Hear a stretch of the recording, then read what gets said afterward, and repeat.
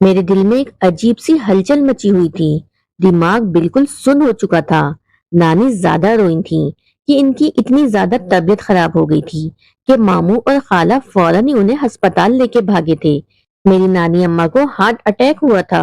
ایسا لگ رہا تھا جیسے ایک اور بار میری سر سے ماں کا سایہ چھننے والا ہے۔ میں اپنی ماں سے کبھی اتنا زیادہ لگاؤ نہ رکھتی اگر وہ میری نانی اماں کی بیٹی نہ ہوتی۔ میری ماں نے جو میرے ساتھ کیا تھا میں ان کو کبھی معاف نہیں کر سکتی تھی، اور ان سب چیزوں میں سراسر میرے بابا کا قصور تھا۔ وہ باپ کہلانے کے لائق نہیں تھے۔ میں ان سے انتہا سے بھی زیادہ نفرت کرتی تھی۔ اتنے ہی میں ڈاکٹر نے میرے ماموں کے کندھے پہ ہاتھ رکھا اور نفی میں سر کو ہلاتے ہوئے وہاں سے چلے گئے۔ ان کا محض سر ہلا دینا ہی اس بات کی گواہی تھی کہ میرے سر سے چھت چھن چکی ہے۔ میں برباد ہو چکی ہوں۔ میں چھوٹی بچی نہیں تھی جو ان کی بات کا مطلب نہیں سمجھتی۔ یعنی انہوں نے سیدھے الفاظ میں کہا تھا کہ میری نانی اماں اس دنیا میں اب نہیں رہیں، وہ ہمیں چھوڑ کے اس دنیا سے جا چکی ہیں۔ میری حالت بہت بری ہو رہی تھی۔ تھوڑے دنوں پہلے ہی تو میری منگنی میری نانی اماں کے گھر کافی دھوم دھام سے کی گئی تھی، اور یہ تصور ہی میرے لیے حسین ترین تھا کہ میں اس شخص کی بیوی بننے والی ہوں جس کو میں انتہا سے زیادہ پسند کرتی تھی، لیکن اس پسندیدہ مرد نے مجھے برباد کر کے رکھ دیا تھا۔ کچھ دن پہلے جو گھر خوشیوں سے جھوم اٹھا تھا آج اس گھر میں ویرانی تھی۔ پورا گھر سفیدی سفیدی ہو رہا تھا۔ صحن کے بیچوں بیچ نانی اماں کی میت رکھی ہوئی تھی اور اس کی ارد گرد ہم بیٹھے بین کر رہے تھے۔ میں ان کو جھنجھوڑ دینا چاہتی تھی کیونکہ اگر وہ اس دنیا سے چلی گئی تھی تو میرا اب کوئی نہیں بچا تھا۔ مومانی تو ویسے بھی میرے ساتھ اتنا برا رویہ رکھتی تھی جس کی کوئی حد نہیں تھی۔ کچھ پل میں ہی ہمارا گھر اجڑ گیا تھا۔ میرا اب کوئی نہیں بچا تھا۔ آج پہلی بار مجھے اس بات کا احساس ہوا تھا کہ یتیم اور مسکین ہونا کیسا ہوتا ہے، کیونکہ بچپن سے لے کے اب تک انہوں نے ہی میری سرپرستی سنبھالی تھی، اور آج جب ان کا سایہ میرے سر سے اٹھا تو ممانی نے گھر میں شور ڈال دیا، لڑکی ہمارے خاندان میں نہیں رہ سکتی، اس کو نکالو اور اس کے باپ کے گھر پہ بھیجو۔ جبکہ میں ماموں کے آگے ہاتھ جوڑ رہی تھی کہ میں مر جاؤں گی لیکن اپنے باپ کے گھر نہیں جاؤں گی۔ وہ ایک شکی آدمی ہے۔ وہ جس طرح سے میری ماں کے ساتھ سلوک رکھتا تھا وہ آپ سب جانتے ہیں، لیکن ممانی ہر حد پار کر چکی تھی۔ انہوں نے صاف الفاظ میں کہہ دیا تھا کہ تمہاری ماں بھی طوائف تھی اور اگر تم ہمارے گھر میں رہو گی تو تم بھی ایسے ہی بن جاؤ گی، جبکہ میری آنکھوں سے آنسو روا تھے۔ ممانی کے کہنے کے مطابق ماموں نے بابا کو فون کر دیا تھا اور تھوڑی دیر بعد ہی وہ مجھے لینے کے لیے میرے گھر آ گئے تھے۔ میں ان کو دیکھ کے نفرت سے رخ پھیرنا چاہتی تھی لیکن میں ایسا نہیں کر پائی۔ 20 سال بعد میں ان کو اپنی آنکھوں سے دیکھ رہی تھی اور آج پہلی بار ان کو اپنے سامنے دیکھ کر میرا دل بھر آیا تھا۔ باپ کی کمی آج پہلی بار مجھے شدت سے محسوس ہوئی۔ انہوں نے مجھے اپنے سینے سے بیچ لیا اور روتے ہوئے کہنے لگے، مدیحہ، تمہیں جتنا میں نے یاد کیا ہے، تمہاری خاطر میں جتنا تڑپا ہوں، اس چیز کو کوئی نہیں سمجھ سکتا۔ جبکہ اپنے باپ کا ایسا رویہ دیکھ کر مجھے تھوڑی دھارس ملی تھی، یعنی اپنے باپ کے گھر مجھے سکون میسر آ جائے گا۔ میں بابا کے ساتھ ان کے گھر آ گئی اور نانو کے گھر کو میں نے بھلا دیا تھا، لیکن میں نہیں جانتی تھی کہ یہاں آنے کے ساتھ ہی مجھ پہ کیا قیامت برپا ہونے والی ہے۔ ابا نے دوسری شادی کر لی تھی اور اس بیوی سے ان کے 2 بچے تھے۔ ان دونوں بچوں نے میرا استقبال بہت بہترین انداز میں کیا تھا، جبکہ میرے باپ کی بیوی جو میری سوتیلی ماں تھی، اس نے بھی مجھے بہت پیار اور مان دیا تھا۔ میرے لیے میرے بابا نے کمرہ تیار کروایا جہاں مجھے شہزادیوں کی طرح رکھا گیا تھا۔ وہاں آ کر میں نے سکون کی سانس لی تھی۔ میں جب تک نانی اماں کے پاس تھی ممانی کے ظلم و ستم ہی برداشت کرتی رہی تھی۔ آج اپنے گھر میں آ کے مجھے سکون سا محسوس ہوا تھا، لیکن میں نہیں جانتی تھی یہ سکون میرا جلدی غارت ہونے والا ہے، کیونکہ بابا نے تو مجھے بھی کوٹھے پر میرے ماں باپ نے شادی اپنی پسند سے کی تھی۔ میرے ددیال والے میری ماں کو ایک نظر پسند نہیں کرتے تھے کیونکہ میری دادی میرے بابا کے لیے اپنی بھتیجی لانا چاہتی تھی، لیکن بابا نے میری ماما کو یونیورسٹی میں پسند کر لیا تھا۔ وہ اپنے ماں باپ کی لاڈلی اولاد تھی، اسی لیے ان کے ماں باپ نے ان کی خواہش کے آگے خاموشی سے سر جھکا دیا تھا۔ اماں کو بچپن ہی سے بننے سنورنے کا بے حد شوق تھا۔ وہ نانی اماں کے گھر میں رہ کے بھی اپنی ہر خواہش کو پورا کر لیتی تھی جو ان کے دل میں اجاگر ہوتی تھی۔ وہ ایک زندہ دل عورت تھی۔ میری نانی اماں کئی بار ان کو اس چیز کے لیے ٹوکتی تھی کہ بیٹا، کنواری لڑکیاں اس طرح تیار نہیں ہوتی، نہ ہی اتنی شوخ و چنچل ہوتی ہیں۔ بیٹیوں کو تحمل مزاج اور خاموشی سے رہنا چاہیے۔ لیکن اماں ان سب چیزوں کے خلاف جا کے اپنی مرضی چلاتی تھی، اور کہتے ہیں نا، جو لوگ بڑوں کی باتوں کو نظر انداز کر کے خود کو اہمیت دیتے ہیں، ان کے ساتھ برا ہی ہوتا ہے۔ ابا کا مزاج کافی شکی تھا۔ شادی سے پہلے تو انہیں اماں کی کسی بھی فیشن پہ کوئی اعتراض نہیں تھا، لیکن شادی ہو جانے کے بعد ان کے اعتراضات شروع ہو چکے تھے۔ ان کا کہنا تھا کہ پہلے تم میری خیرت نہیں تھی، لیکن اب تم میری خیرت ہو، تم اب میری بیوی ہو، اس طرح سے تم برہنہ لباس اور بے حجاب ہو کے گھر سے باہر نہیں جاؤ۔ لیکن اماں ہمیشہ ابا کے خلاف جا کے اپنی مرضی چلاتی تھی۔ دادی کے گھر بھی جب وہ جاتی تھی تب بھی ان کے سر پہ دوپٹہ موجود نہیں ہوتا تھا، اور میری دادی ہمیشہ ابا کو آگ لگا لگا کے بھیجتی تھی، جس کی وجہ سے ہمارا گھر خاکسار ہو جاتا تھا۔ دھیرے دھیرے جو محبت ان دونوں میں ایک دوسرے سے تھی وہ ختم ہوتی جا رہی تھی۔ ایک روز اماں ابا سے ضد کر کے نانی اماں کے گھر رہنے چلی گئیں۔ اماں کی زندگی میں پہلے بھی ایک شخص تھا جس کو وہ پسند کرتی تھی۔ وہ کوئی اور نہیں بلکہ میری اماں کی خالہ کا بیٹا حمزہ انکل تھے۔ نانی اماں نے حمزہ انکل کو اس لیے منع کیا تھا کیونکہ وہ ایک نشئی آدمی تھا، اسی لیے نانی اماں نے ان کو انکار کر دیا تھا، اور اسی دوران اماں کو یونیورسٹی میں بابا نے پرپوز کیا تھا، جس کو انہوں نے قبول کر کے اپنی ماضی کے بارے میں بابا کو بتا دیا تھا۔ جس دن وہ ضد کر کے رکی تھی اس دن بابا بالکل بھی اس چیز کے لیے راضی نہیں تھے کہ وہ نانی کے گھر ٹھہریں، لیکن انہوں نے اپنی منمانی کی اور وہاں پہ رک گئی۔ اگلے دن بابا اماں کو لینے کے لیے اچانک چلے گئے کیونکہ اکیلے ان کا دل نہیں لگ رہا تھا، لیکن وہاں جاتے ہی ان کے سر پہ آسمان ٹوٹ گیا تھا کیونکہ اماں حمزہ کے ہاتھوں میں ہاتھ دے کر بیٹھی ہوئی تھیں۔ حمزہ شاید ایک بار پھر ان کو اپنی محبت کے جال میں پھنسانا چاہتا تھا۔ ویسے بھی ابا کا شکی مزاج اماں کو بہت زیادہ دل برداشتہ کر چکا تھا کہ اب وہ ان سے عاجز آ گئی تھیں، اور یہی حمزہ نے جب انہیں اپنی موجودگی کا احساس دلایا تو وہ ان کے ساتھ بیٹھ کے باتیں کرنے لگی۔ شاید ان کی پرانی محبت جاگ اٹھی تھی، لیکن یہ منظر ابا کے لیے بہت زیادہ آگ لگا دینے والا تھا۔ انہوں نے ایک گرجدار آواز میں اماں کو مخاطب کیا اور غصے کے عالم میں اماں کو گھسیٹتے ہوئے گھر لے آئے۔ ان کو سمجھنے کا موقع دیے بغیر انہوں نے اماں کو گھر لاتے ہی دھن کر رکھ دیا۔ ان کو اپنی مردانگی کا احساس دلایا کہ وہ اپنی عزت کو کس طرح قابو کرنا جانتے ہیں۔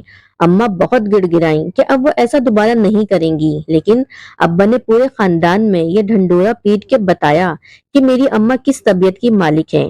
اسی دوران میں میری اماں امید سے ہو گئی تھی اور میں دنیا میں آنے والی تھی۔ میرے ابا خوشی سے نہال ہو چکے تھے۔ ان کا بس نہیں چل رہا تھا کہ وہ میری ماں کو سر آنکھوں پہ بٹھائیں۔ انہوں نے تمام رنجشوں کو بھلا کر اماں کو ایک بار پھر سے پورے دل سے قبول کر لیا تھا، لیکن وہیں ان کی خود سر طبیعت نے ایک بار پھر ان کو بابا سے دور کر دیا تھا۔ آخری وقت پر محض نانی اماں نے امی سے اتنا کہا تھا کہ تم کچھ روز کے لیے میرے گھر آ جاؤ، آخری وقت میں تمہارا مجھ سے بہتر خیال کوئی نہیں رکھ سکتا۔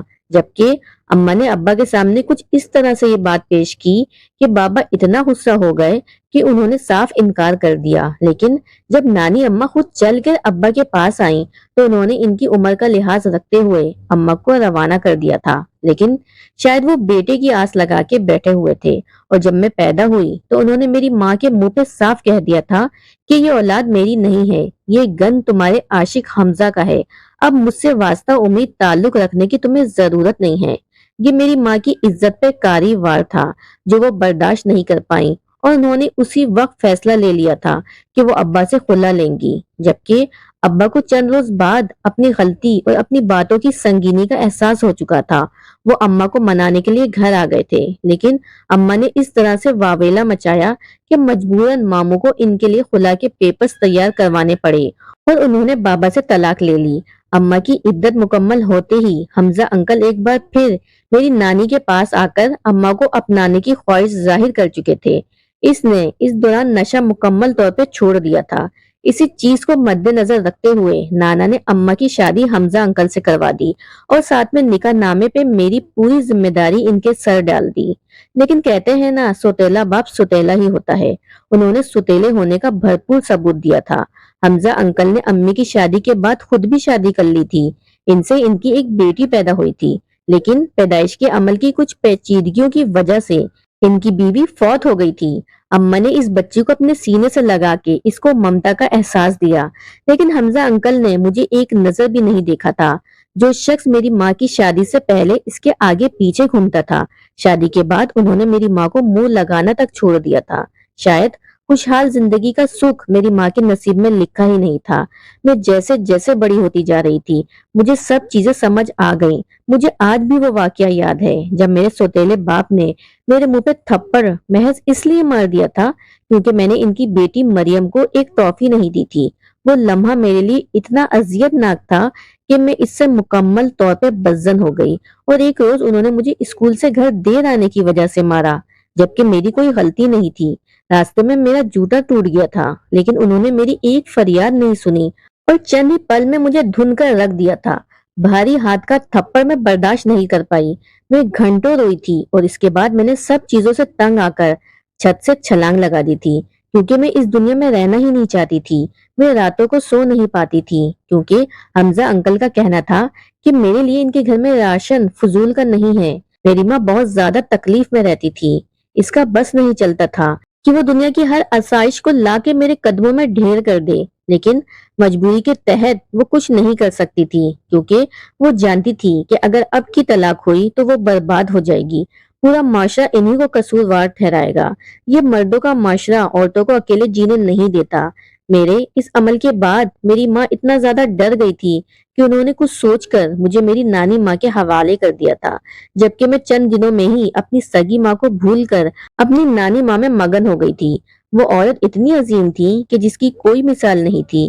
ان کا نورانی چہرہ اتنا حسین تھا کہ میں ان کو ہر وقت دیکھتی رہتی تھی۔ انہوں نے مجھے بہت پیار سے رکھا۔ اماں ہفتے میں ایک بار ملنے کے لیے آ جاتی تھی، لیکن کچھ مہینوں بعد ایک ایسا حادثہ میری ماں سے پیش آ گیا کہ وہ مکمل طور پہ برباد ہو گئی تھی۔ وہ حمزہ انکل کی بیٹی سے تھوڑا سا غافل ہو گئی، جس کی وجہ سے ان کی بیٹی کا سر پھٹ گیا تھا، اور غصے میں آ کر انہوں نے میری ماں کو ایک بار پھر طلاق دے دی، اور میری ماں نانی ماں کے گھر آنے کے بجائے نہ جانے کہاں غائب ہو گئی۔ کسی کو علم نہیں تھا، لیکن کہتے ہیں نا، حقیقت کبھی نہ کبھی معلوم ہو ہی جاتی ہے۔ میری ماں بے بسی کی اس انتہا پہ پہنچ گئی تھی کہ اس نے نانی کے گھر آنے کے بجائے اپنا راستہ الگ کر لیا تھا، اور وہ کوٹھے کے بازاروں میں چلی گئی تھی۔ میری نانی نے جب یہ سنا تو اپنی بیٹی تک یہ پیغام پہنچایا کہ آج بھی ان کے لیے ان کے گھر کے دروازے کھلے ہوئے ہیں، لیکن انہوں نے انکار کر دیا تھا کہ وہ وہیں پہ رہنا چاہتی ہیں۔ میرے ماموں کی شادی نانی نے کچھ عرصے بعد کر دی، اور یہیں سے میرا برا وقت شروع ہو گیا تھا۔ میری ممانی کا رویہ مجھ سے اتنا برا ہوتا تھا کہ میں رو رو کے اپنا برا حال کر لیتی تھی۔ وہ نانی ماں سے چھپ کر کبھی میرا ہاتھ جلا دیا کرتی تھی، تو کبھی کھانوں میں بے تحاشا مرچیں ڈال کر میرے سامنے پیش کر دیتی تھی۔ ان کا کہنا تھا کہ تمہاری وجہ سے ان کے بچوں کا حق مارا جاتا ہے، ان کی دادی صرف تم سے پیار کرتی ہیں، جبکہ میں اب نانی ماں کے کمرے کے علاوہ کہیں نہیں رہتی تھی۔ میرا تمام خرچہ میرے ماموں اٹھاتے تھے، اور یہ حکم میری نانی کی جانب سے تھا، جس کو وہ چاہ کے بھی مسترد نہیں کر پائے۔ میری تمام پڑھائی کا خرچہ انہی کے ذمہ تھا۔ میں جیسے ہی یونیورسٹی میں آئی تو میری نانی ماں نے مجھے تاکید کر دی کہ بیٹا، تیری شادی میں اپنی پسند سے کروں گی، تو کسی کو پسند نہ کرنا۔ تیری ماں نے جو اپنے لیے پسند کیا تھا وہ میں دیکھ چکی ہوں، جبکہ میں نے انہیں یقین دلایا تھا کہ میں مر جاؤں گی لیکن ایسا کام نہیں کروں گی جس سے آپ کی عزت و آبرو پہ کوئی آنچ آئے۔ ویسے بھی میں اپنی زندگی میں اتنی تکلیف برداشت کر چکی تھی کہ کوئی اور صدمہ لینے کی ہمت نہیں تھی۔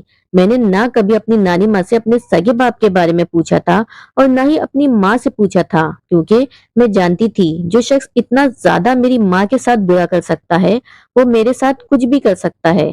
میری ماں اکثر جب بھی بابا کا ذکر کرتی تھی تو ان کی آنکھوں میں نمی آ جاتی تھی، اور وہ نمی میرے دل چیر کے رکھ دیتی تھی۔ یونیورسٹی میں میرا پہلا دن ہی بہت برا ثابت ہوا تھا، کیونکہ میری پہلی ملاقات ہاشم سے ہوئی، اور وہ دیکھنے میں بلا کا حسین تھا۔ میں نانی اماں سے عہد و پیما باندھ کے آئی تھی کہ میں کسی کو پسند نہیں کروں گی، لیکن شاید ہاشم واحد شخص تھا جس کو دیکھتے ہی میرا دل پسلیاں توڑ کے باہر آنے کو مچل رہا تھا۔ مجھے پہلی نظر کی محبت ہو گئی تھی۔ میں اب سارا وقت یونیورسٹی میں ہاشم کے ارد گرد ہی گزارتی۔